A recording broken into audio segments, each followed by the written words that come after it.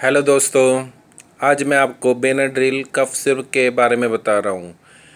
इसके बारे में कुछ भी बताने से पहले मैं आपको ये बता दूँ, ये जॉनसन एंड जॉनसन कंपनी का मैन्युफैक्चर किया हुआ फार्मूला है। इसकी जो पैकिंग है वो आप देख रहे हैं 150 ml में और एक 50 ml में है। दोस्तों, इसके में जो साल्ट है वो है diphenhydramine hydrochloride, ammonium chloride, sodium citrate, ethanol.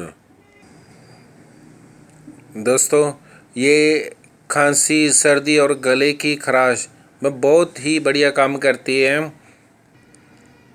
इसको यूज़ करने का तरीका, 2-2 चम्मच सुबह, दोपहर, शाम। इसका जो MRP है वो 150 ml का MRP 99 रुपये 99 रुपीस है दोस्तों, और 50 ml का 46 रुपीस है। दोस्तों, अगर आपको ये वीडियो पसंद आई हो, इसको लाइक और शेयर ज़रूर कीजिए।